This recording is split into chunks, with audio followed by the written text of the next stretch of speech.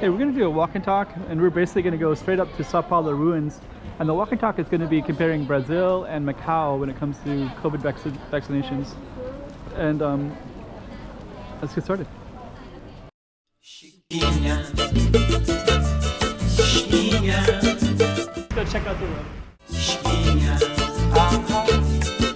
Okay, I'm the content creator for this channel. If you like what I'm doing, just subscribe and hit the like button.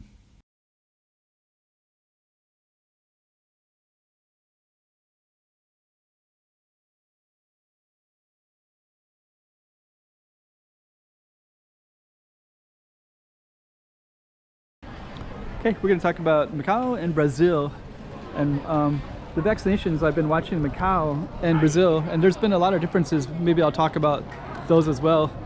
But at the very beginning of COVID, Macau and Brazil had two different strategies. So Brazil's strategy was almost the same as the United States strategy. It was just let it go, and it's not really an issue. And the Macau strategy was containment, like total containment, pretty similar to the China strategy. By the way, we're going to Sao Paulo ruins, so that's why I was thinking about the Sao Paulo topic. And it's a Saturday night, so it's pretty busy with a lot of different people. So as you can see, and we're going to be walking, we'll just keep on walking straight up that way. And you can see like, that person might have been a Brazilian person or a Portuguese person as well, which is quite common here. There's always Portuguese and Brazilian mixed in. There's a Lusofono festival. I'm hoping that I can bring in a few Portuguese people, Brazilian people who might be interested in this topic as I walk up to Sao Paulo ruins. So I think that name, Sao Paulo, will also be a highlight for maybe Brazilian people or Portuguese people to be interested. Pretty loud right here though. Okay, so one of the things I want to compare about is the vaccine strategy right now. So Macau has had a containment, so there's been very little COVID, almost none, which is the opposite of Brazil, which had some pretty high numbers.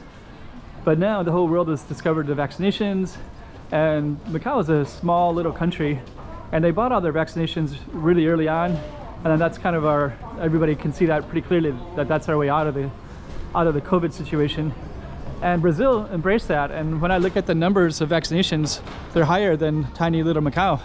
And they did not get all of their vaccines at the beginning to be able to vaccinate people as Macau did. Macau got all their vaccines, and Macau was much like Hong Kong, where they didn't really encourage it. Containment strategy, zero COVID strategy. So the vaccines is just something people just didn't really think about. And especially here, more so than Hong Kong. There wasn't any COVID here for the longest time. So people have created this, there's like a cocoon bubble here where people just don't think there's any need. There's Sao Paulo ruins up that way, where people don't see the need for a vaccine, so they just don't get them. So I think even now we're at like maybe 58% or something like that. And you're watching places like Singapore and lots of places that are 80, 90%. And Macau is way, way, way behind. Even with a small little population, they're just so far behind what they should be. And I'm watching in Brazil, and Brazil is much, much better at the vaccines. And when I look at them, they're just, I know that they didn't get all those vaccines at the beginning. They've taken months and months and months to accrue them. Whereas Macau is kind of the opposite, where Macau has always had access to the vaccines. People just don't take them. And then same as Hong Kong. Hong Kong threw away something like 5 or 6 million vaccines because only like 30% of their population had taken the vaccine when they procured them at the very beginning. So Macau kind of has the same issues. They didn't talk about it in the newspaper like Hong Kong did, but they didn't vaccinate their people either, so they didn't give it away, because they would have mentioned if they would have given it to some other place. So they just threw away their vaccines, and they continue to not vaccinate their people properly. But we did have about 8 cases about 2-3 weeks ago. And then it's a third mass testing in Macau. So they made everybody test for traces of COVID. And they brought everybody in the whole city in over a 3-day period. And they did this 3 different times over the last few months. And but they're not making people get the vaccine. So we're still economically hurting, still an issue here. And when I look at Brazil, it's quite impressive because they have a much larger population, and they're just vaccinating their people. Every time I look at the numbers, they're just significantly higher than here. So I've been quite impressed with that. And yeah, this is Sao Paulo ruins. So this is actually one of the things I wanted to capture was talk about a Brazil topic with comparing Macau. And for people that are from Brazil, this is kind of what Macau looks like, so you can get a sense of the Sao Paulo ruins. So at the end of this video, I'm going to show some vaccination rates so that people can see exactly what it looks like comparing the two countries compared to right now on today's date. Whew. Sao Paulo ruins. There's always something interesting up here too.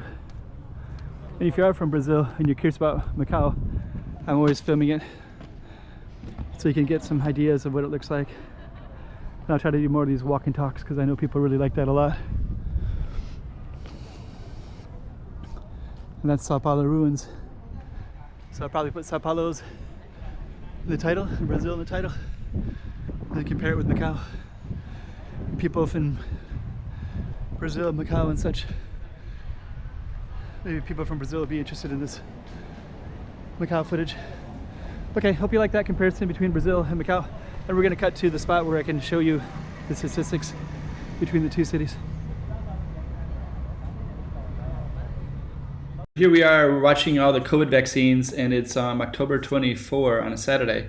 And this is in live time, so when I put it up, it'll change a little bit, but you can always go to this main website right here, which is covidvax.live. And this is, we're going to be comparing Brazil with Macau, and it's, I don't know, you can let's just kind of take a look. I'll examine some of this. So you can see this per 100 people, and that means that you have to divide that number in half. So throughout the world, it says 88, that means that 44%, I guess. Yeah, I guess 44% of the world is vaccinated now. Is that right? Let me just take a look real quick at the top. 23% is completely vaccinated, 34%. Okay, so that so this number, I guess it means that there's some of them are a lot of boosters, which is even more disappointing because a lot of people are not vaccinated at all. But you divide this in half, and then you'll get the vaccination rate. So these are countries that are already fully vaccinated with boosters already. And then over here to the right, you can see reach. That means that they hit herd immunity of 70. This is kind of good news right here, 158. So the whole world will be 70% by March 30th. But I think that means that mostly rich countries will be. But nonetheless, let's just take a look anyways. And we can see that places like Chile, Israel, Singapore is 170, which means that it's about 85%, or it is 85%. That's fully vaccinated. And Cambodia is up there, like 81.5%, which is quite high. Portugal, 160, 80% is so.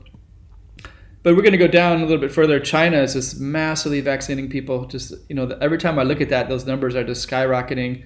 And we're going to get down and see how Brazil and Macau are doing in comparison to each other as of at this moment in time.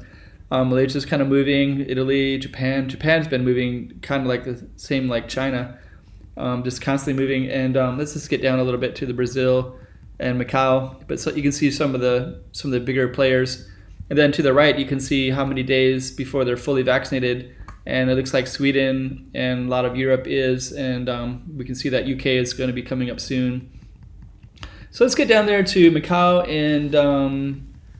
and Brazil. There's Brazil. Brazil is 19 days. It should be. And look at those numbers. They're just flying up there. Wow. So Brazil, every time I look at Brazil, their numbers are moving. And that's at about 64%. And it looks like they're going to be fully vaccinated in about 2.5 weeks. So that's great. That's a massively large country. So like kudos to Brazil. And let's take a look at Brazil, Macau, which is a pretty small one. And so Macau is unfortunately, look at this, like there's not even close. Brazil has millions and millions of more people. I mean, I'm sure they had a lot of problems trying to get all those vaccines. Macau was able to get all of them from the beginning. But fortunately now it's like 59%, which is, that means that things are going in the good direction in Macau. I wish we've had all these COVID NAT tests and different things. So hopefully we can get up there, and I do like the fact that this is 24 days. I also like the fact that Macau is gaining ground on Hong Kong, and it might actually surpass it, which is pretty bad for both countries because they both got all the vaccines right at the beginning in March, and they threw away when they threw them away because they just can't seem to vaccinate their people. But I think it's going to be changing. It looks like Macau, which is a much smaller population and should be way higher than it is being one of the richest countries in the world.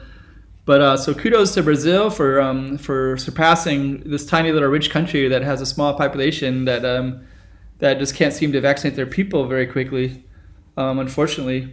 So it's nice to see Brazil is up there. It looks like they're going to also get to 70% immunity, 70% herd immunity before Macau, 19 days versus 28 days. So kudos to Brazil.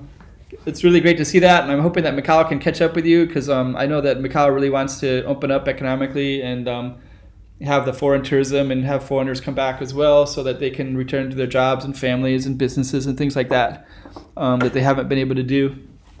I don't know if people in the Americas understand that, but in Asia it's been pretty shut real tight. And Macau is right up there with Hong Kong as being some of the tightly closed in the world. The main difference is Macau is open to China, where Hong Kong is China's closed to Hong Kong. But otherwise, all the same travel restrictions for both cities are in place. So us and Macau are really looking forward to catching up with places like Singapore and Japan and all these places that are up there to 80-90%, which is what Macau is going to require of citizens before we can have some changes and have foreigners come back to their jobs, apartments, families, things like that. They've been locked out of the city for almost 2 years, coming up in 2 years. Okay, anyways, that's a little snapshot in time for Brazil versus Macau when it comes to the COVID vaccine and how they're doing with their populations. Hope you enjoyed that one.